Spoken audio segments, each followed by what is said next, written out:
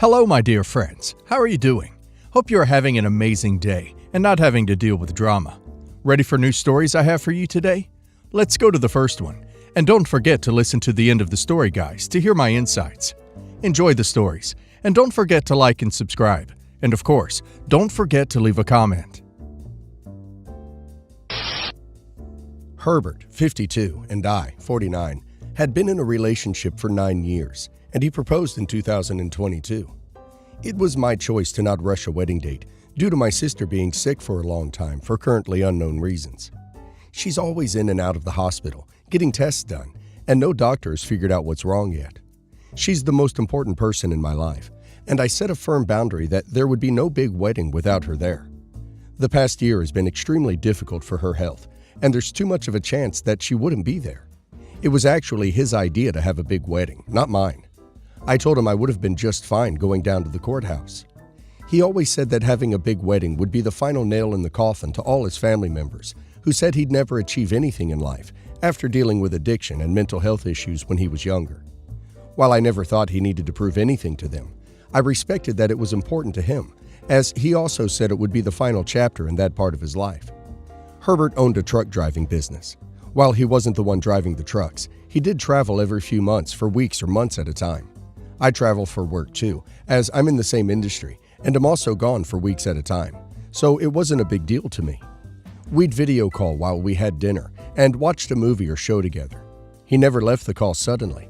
There was never any weird or suspicious noises in the background. I was usually the one who ended the call first. There was absolutely no hint of cheating or another person being there with him at all. This past summer, Herbert died suddenly from a heart attack. He had just gotten a clear bill of health from his doctor a few months before, which made it even more devastating. We were out shopping, and it happened in the grocery store. He didn't mention feeling ill or anything like that. We were walking and talking, and then it happened. He died holding my hand.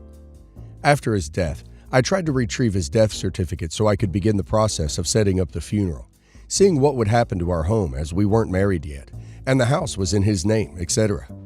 That's how I found out he was married. He had never mentioned a wife before.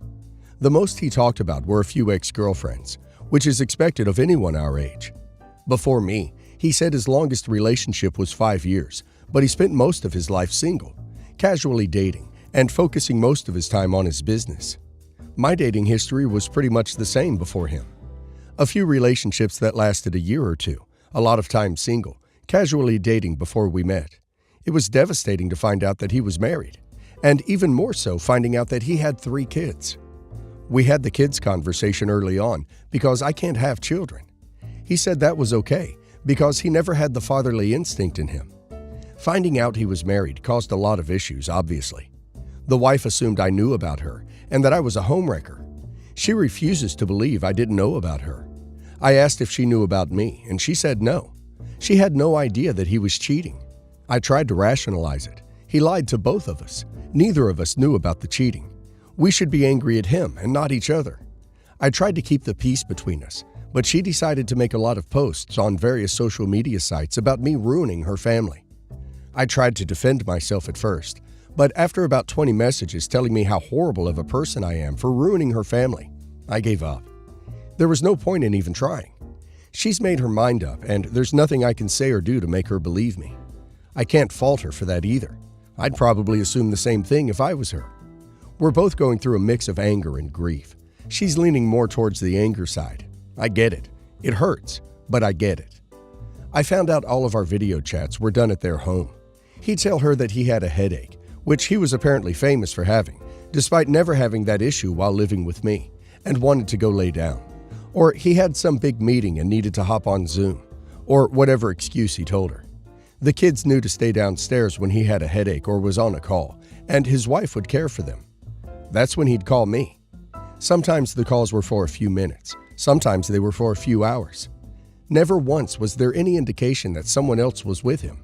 The background was always a white wall, which made sense as he said it was in a hotel room. It didn't look like he was in a bedroom. I'm sure every video call from my end looked the same. Just a plain white wall, unless I was in our home. Even when I was away from work and he wasn't, he'd call from our house. The thing that really got me is that I assumed his family lived in another state. but they lived less than 20 minutes away. Most of his trips was him driving back home to them. There were thousands of chances of us bumping into his family. We had dinner in restaurants minutes away from their house. We walked around our town clearly as a couple, while he knew his wife or someone they knew could have driven by. He took me to work with him a few times. I even went on work trips to another state with him once. Did any of his coworkers know about his wife? Did they assume I was his wife? No idea. I didn't know if he was stupid or brave that he did all of this so close by. His wife and I ended up seeing each other at the will reading. He left everything to me. Everything from his business, cars, life insurance, and house that his wife and children lived in. She started screaming that she was going to be homeless because of me. I tried to tell her that I would let her keep the house. There's no part of me that wants it. There's no way I could take that from them. That's their home. When I received everything, I contacted a lawyer about how to divide everything between her and I. I wanted her to have half the money, their house, the cars she drove, anything that was already a part of her life. I didn't want anything from the house she lived in. That's her and her children's home, not mine. I wanted to keep the house we lived in, the car I drove the most, and the business. Everything else could have been hers. If she wanted to come over and sell everything in our house that was his, I would be okay with that. I can't imagine what she was going through. They had been married for almost 20 years. I was really trying my best to be fair to both of us. I wanted to keep the business as I work in the same industry and was already in a higher-up position. It wouldn't have been too drastic of a change for me to take over. Plus, last year we had talked about me switching over to his company. I wanted to finish up some big things I'd been working on at work for years, so we decided I'd switch jobs sometime in 2024 or 2025.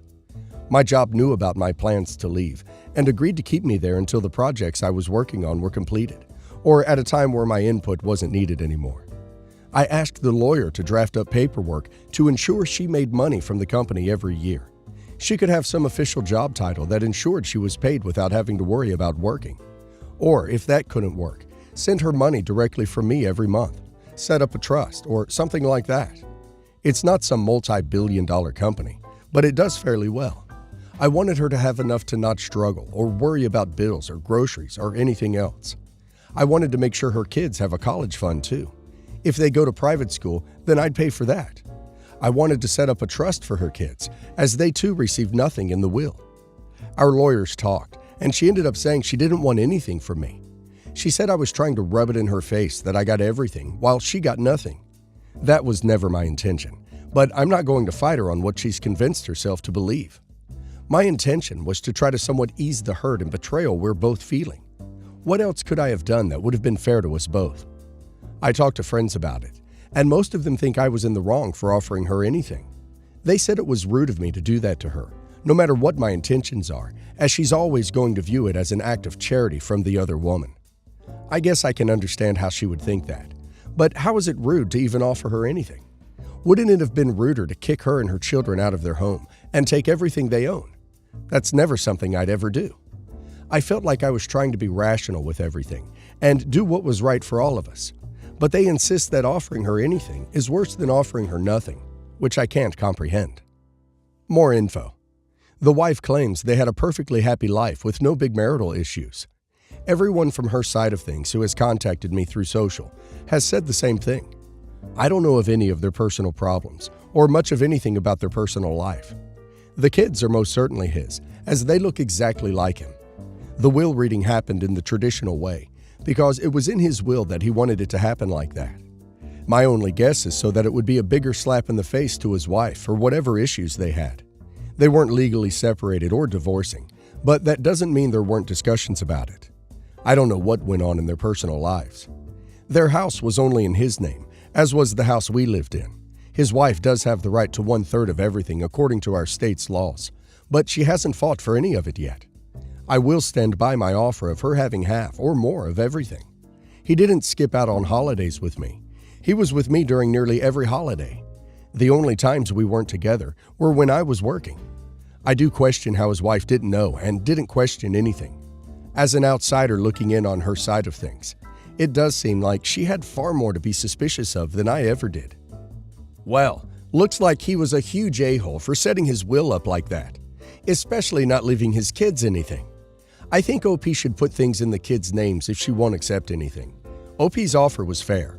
If she doesn't want it, OP should leave the woman alone. She also has herself to blame for not contesting the will. I would have had this thing tied up in courts forever if my kids' lives were going to be negatively impacted. And now let's see if the community agrees with me. Magdava says, no a-hole, except for Herbert. You did the honorable thing by trying to help his wife, but she threw it back at you. Could you leave it 6 months to let emotions settle and make the offer again? Bipolar Mania 46 says, not the a-hole. I would look into setting up a trust for each of the children, though. Their mom may not want anything from you, but you could possibly help them out tremendously in life by this gesture. Win Equivalent says, going no a-hole because they were married.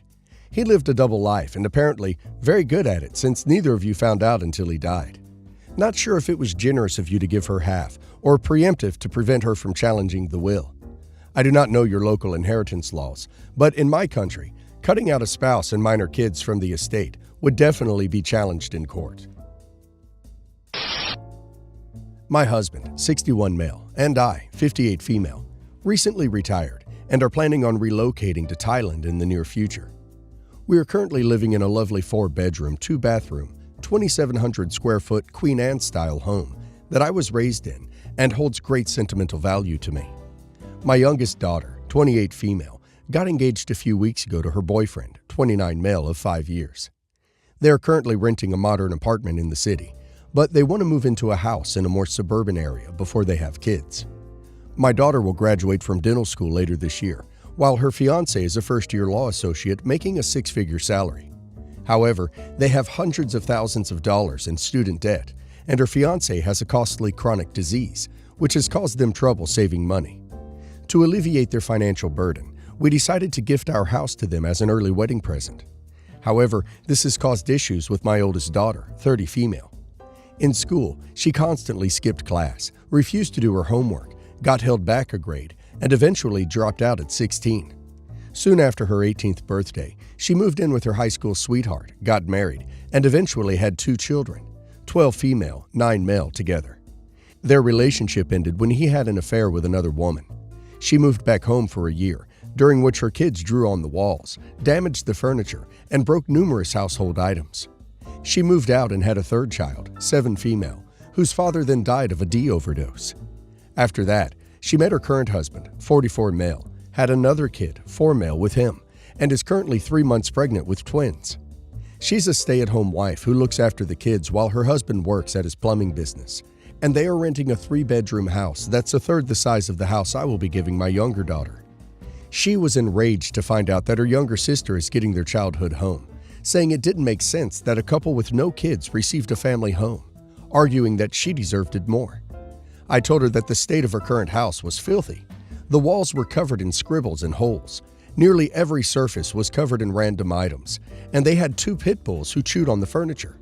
I didn't want the home that's been in our family for over 6 decades to receive the same treatment. We ended up getting into a huge argument where I yelled at my daughter that she shouldn't have had so many kids if she couldn't take care of them. Am I the a-hole? Well, it looks like one daughter has proven to be responsible and will hold the family house with respect, while the other has proven to be the exact opposite and will probably lose or just sell the house within 5 years of inheriting, and then will lose all that money too. So honestly, I completely understand and support OP's decision. Sure, at the moment, OP's older daughter arguably has greater needs, but those are a result of her poor decision-making skills. If OP gives her the house, she will destroy it and end up needing more regardless. OP can offer her support without demolishing a home with tons of sentimental value. And now let's see if the community agrees with me. Credit Upstairs says, it's tough, but I'm leaning more towards no a-hole rather than everyone sucks here.